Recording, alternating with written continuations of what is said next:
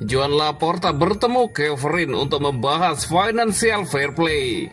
Presiden Barcelona, Joan Laporta, bertemu Presiden UEFA, Alexander Kevin, untuk membahas financial fair play atau FFP. Barcelona bersiap menghadapi beberapa hari penting ke depan saat mereka berupaya menyelesaikan kesepakatan untuk merekrut Nico Williams. Barcelona kini hanya perlu memenuhi klausul pelepasan pemain sebesar 62 juta euro. Namun regulasi financial fair play dan ketidakpastian atas pendaftaran kembali terbukti menjadi tantangan. UEFA telah mengawasi ketat Barcelona dalam hal akuntansi keuangan mereka yang jauh dari ideal. Meskipun keputusan La Liga untuk memblokir arus masuk 100 juta euro tidak akan masuk dalam lingkup audit UEFA. Mengingat hal itu, Presiden Barcelona, Joan Laporta, telah bertemu Presiden UEFA, Alexander Kevin, untuk membahas keuangan klub, lapor Catalunya Radio. Ini adalah pertemuan yang bertujuan untuk menyelesaikan masalah financial fair play Barcelona, menyusul penyelidikan dan sanksi dari Badan Sepak Bola Eropa atas keuangan yang tidak teratur. Seperti yang telah dilaporkan, UEFA telah menjatuhkan denda sebesar 60 juta euro kepada raksasa Katalan. Tetapi setelah pembicaraan antara kedua belah pihak, angka tersebut akan diturunkan menjadi hampir sepertiganya. Sekarang pertemuan lain telah berlangsung antara Laporta dan Kevin. Meskipun tidak banyak informasi yang muncul tentang apa yang dibahas, namun kemungkinan besar Presiden Barcelona telah memberikan beberapa janji kepada mitranya di UEFA. Terlepas dari hasil pertemuan tersebut, tugas pertama Barcelona bulan ini adalah mengamankan lebih banyak penjualan setelah Ansu Fati. Pemain muda itu baru-baru ini bergabung dengan AS Monaco dengan status pinjaman. Tetapi Barcelona perlu menyetujui penjualan lebih banyak bintang yang tidak diinginkan. Mengamankan penjualan ini dapat sangat membantu Barcelona memastikan pendaftaran pemain baru mereka sebelum dimulainya musim.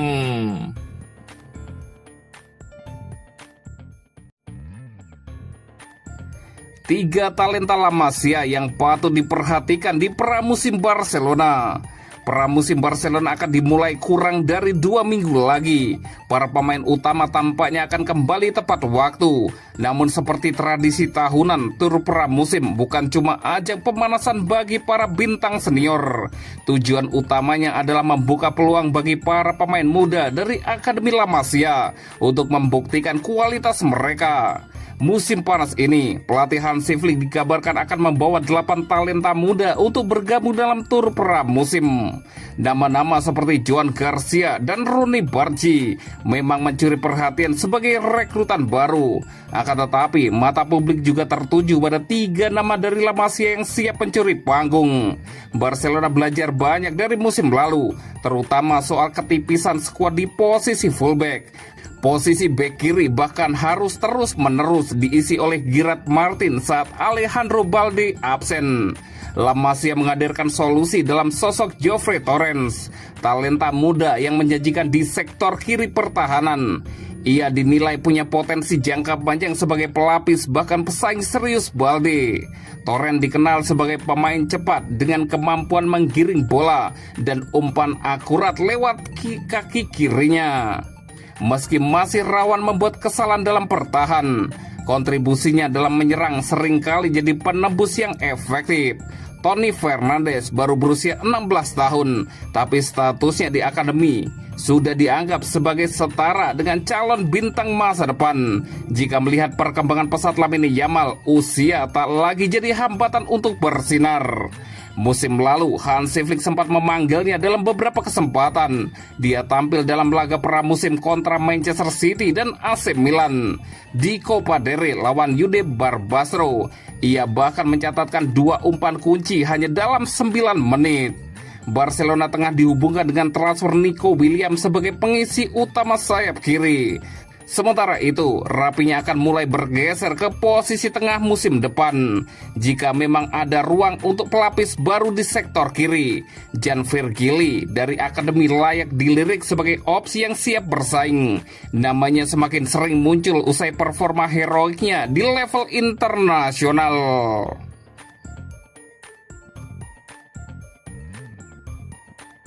Barcelona hingga Saudi, ini deretan klub favorit tujuan Lionel Messi jika tinggalkan Inter Miami. Masa depan Lionel Messi di Inter Miami mendadak jadi sorotan usai kegagalan klubnya di ajang Piala Dunia Antar Klub 2025. Kabar dari ESPN Argentina menyebutkan bahwa peraih 8 Ballon d'Or itu mempertimbangkan opsi untuk hengkang demi bermain di liga yang lebih kompetitif menjelang Piala Dunia 2026. Menurut jurnalis Esteban Edul, negosiasi kontrak antara Messi dan pihak klub saat ini ditangguhkan. Ketidakpastian ini memunculkan berbagai spekulasi soal destinasi baru sang mega bintang. Laporan dari Mundo Deportivo bahkan menyusun daftar klub-klub yang berpotensi menjadi pelabuhan Messi berikutnya. Selama karirnya, Messi belum pernah mencicipi atmosfer Premier League. Kini ada 3 klub Inggris yang disebut memiliki peluang, meski kecil, untuk memboyong sang bintang: Manchester City, Chelsea, dan Arsenal. Satu di antara skenario yang menarik adalah bila Messi bergabung dan Bayern Munchen. Bermain satu tim dengan Harry Kane dan Jamal Musiala tentu menciptakan kombinasi mematikan. Pilihan yang cukup kontroversial tetapi tetap menggiurkan adalah Liga Pro Saudi. Peluang Messi kembali bertemu Cristiano Ronaldo di liga yang sama atau bahkan bermain dalam satu tim tentu jadi sensasi tersendiri.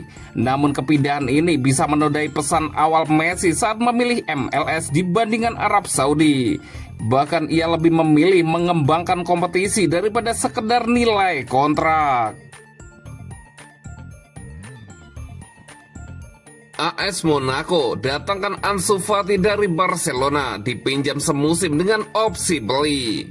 AS Monaco mengontrak Ansu Fati dengan status peminjaman selama semusim dari Barcelona. Kesepakatan ini diumumkan pada Selasa 1 Juli 2025. Langkah ini memberikan kesempatan bagi mantan anak ajaib Barcelona itu yang meredup karirnya selepas cedera.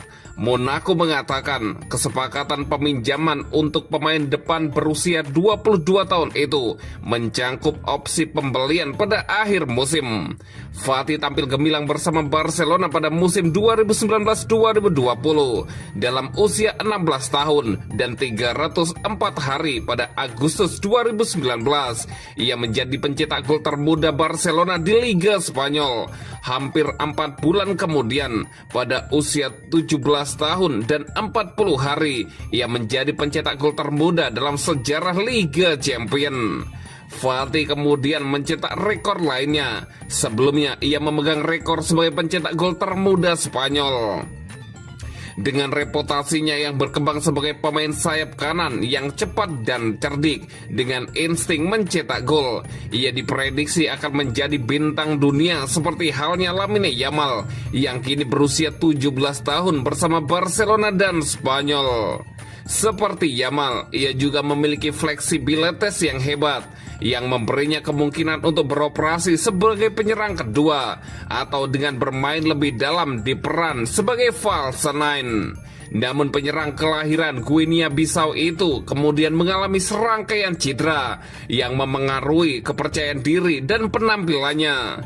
Ia hanya menjalani beberapa pertandingan untuk Barcelona dalam 2 musim terakhir.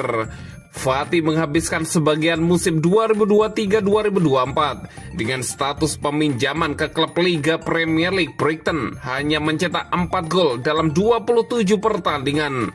Fati mengoleksi 29 gol dalam 123 pertandingan secara keseluruhan untuk Barcelona dan mencetak 2 gol untuk Spanyol dalam 10 pertandingan. Ia tampil sekilas di Piala Dunia 2022 dan tidak bermain untuk tim nasional sejak 2023.